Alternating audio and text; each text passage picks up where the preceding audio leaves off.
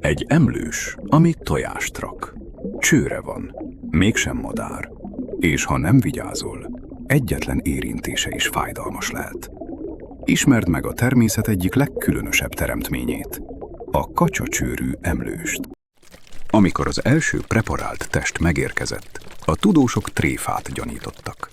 Azt keresték, hol van összevarva. Ma már tudjuk, hogy létezik.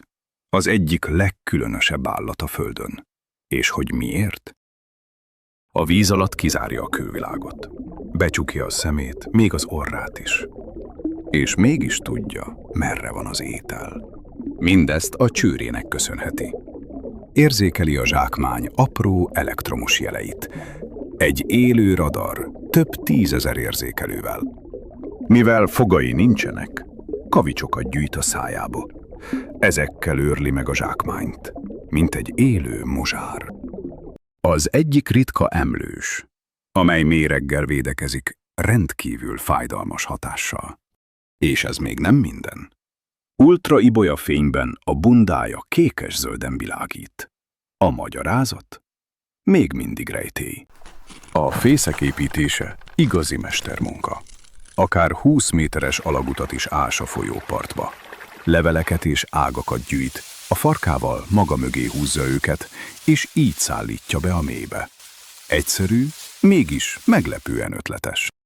A mélyben puha, védett üreg várja a tojásokat, ahol a nőstény 10 napig kotlik rajtuk. Aztán kikelnek a picik. Egy apró tojásfoggal törik át a héjat. Alig 1,5 centiméteresek, és első ránézésre, nehéz megmondani, mire hasonlítanak. Az anyjuk különös módon eteti őket. A bundáján átszivárgó tejet nyalogatják le. Amikor több hónap után végre kijutnak a fészekből, na akkor kezdődik a műsor. Alig tenyérnyi kis jószágok. A vízben már ügyesek, de a szárazföldön inkább lelkesek, mint elegánsak. Botladoznak, csúszkálnak, és néha még egy madarat is sikerül alaposan megijeszteniük.